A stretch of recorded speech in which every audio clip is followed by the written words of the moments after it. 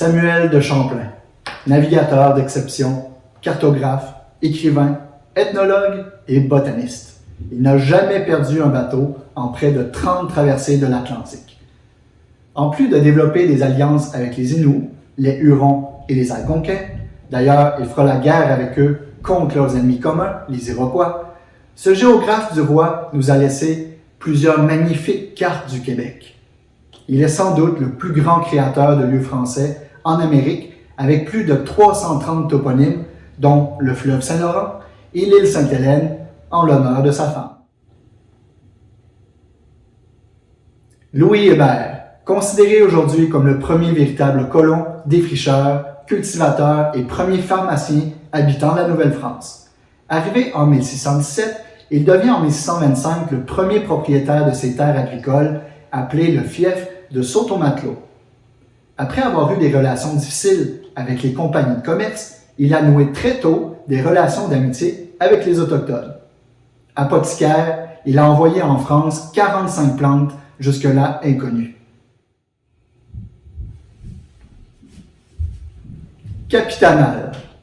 Avant son décès en 1634, ce chef autochtone demande aux notables de sa nation de maintenir les bonnes relations qu'il avait établies avec les Français.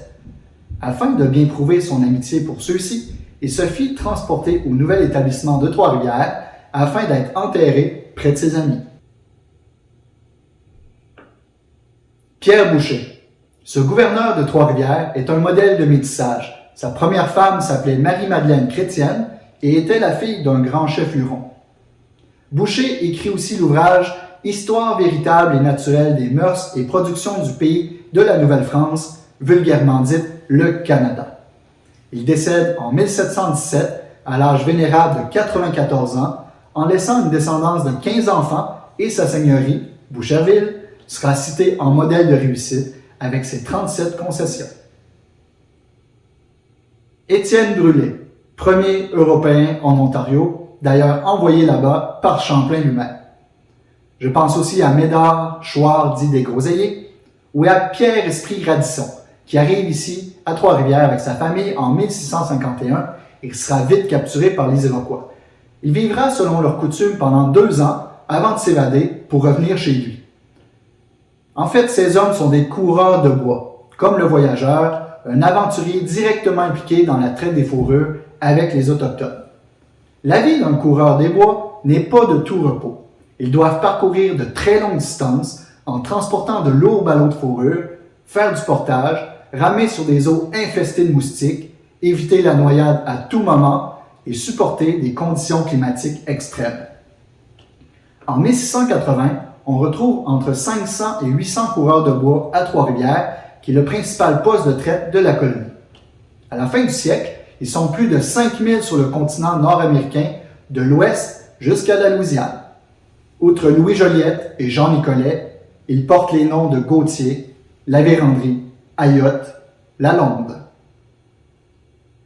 Jean Talon, premier véritable intendant de la Nouvelle-France, il fonde la première brasserie, active de 1670 à 1675. C'est aussi lui qui porte le projet de faire venir 1000 filles du roi, jeunes orphelines recrutées dans les couvents parisiens, afin de se marier et d'inciter les hommes à fonder une famille, ce qui contribue ainsi au développement de la jeune colonie française. Il met également en place le commerce triangulaire entre la France, la Nouvelle-France et les Antilles, afin de diversifier l'économie. Louis de Bois de Frontenac, gouverneur de la Nouvelle-France, il écrit dans une lettre à la cour en 1672. « Rien ne m'a paru si beau et si magnifique que la situation de la ville de Québec qui ne pourrait pas être mieux postée quand elle devrait devenir un jour la capitale d'un grand empire. » Le 16 octobre 1690, il résiste lors du siège de Québec et repousse avec succès l'attaque des Anglais qui possèdent une flotte de 37 navires et 2200 hommes. Lorsque l'envoyé britannique l'invita à se rendre, Frontenac lui répondit cette phrase qui est passée à l'histoire. « La seule réponse que je ferai à votre général viendra de la bouche de mes canons et du feu de mes mousquets. » Pierre Lemoine d'Iberville. Marin et soldat, il a été un héros et un conquérant. surnommé à juste titre le Cid canadien. Il n'a jamais perdu un combat en 20 ans. Ce Montréalais de naissance, il est de la première génération des Montréalistes, dirigea la conquête de la baie d'Hudson, puis chassa presque entièrement les Anglais de Terre-Neuve et du Labrador et conquit l'île anglaise de Nièvre dans les Caraïbes. En récompense de son succès, il est le premier Canadien à être nommé Chevalier de Saint-Louis, la plus haute distinction française. Il est l'un des plus glorieux soldats de cette époque.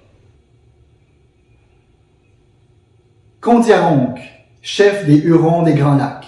Il consacre les dernières années de sa vie aux démarches diplomatiques en vue d'établir une paix générale entre les Français, leurs alliés autochtones et les Iroquois.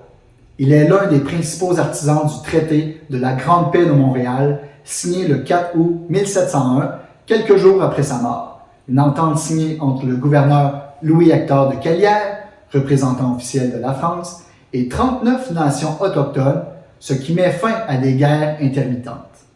Encore aujourd'hui, c'est un véritable exploit diplomatique. Pierre Gauthier de Varennes, sieur de la Vérendrye. Fils du gouverneur de Trois-Rivières, il explore l'ouest du Canada en 1738. Deux de ses fils, François et Louis-Joseph, seront d'ailleurs les premiers Français à découvrir et à décrire les Rocheuses en 1757. Louis-Joseph de Saint-Véran, marquis de Montcalm. Il dirige une armée de 13 000 hommes, français et autochtones. Il paiera de sa vie sa défense de la Nouvelle-France lors de la célèbre bataille des Plaines d'Abraham le 13 septembre 1759. François Gaston de Lévis. Il réussit à reconquérir la ville de Québec le 28 avril 1760 à la tête de 4 000 à 7 500 hommes, mais la venue d'une frégate anglaise le prive d'une victoire totale. Et lors de la capitulation à Montréal, Lévis donne l'ordre de brûler les drapeaux sur l'île Sainte-Hélène. Je le cite. L'intérêt général de la colonie exigeait que les choses ne soient pas poussées à la dernière extrémité, c'est-à-dire qu'il refuse le déshonneur, soit de rendre les armes sans avoir combattu.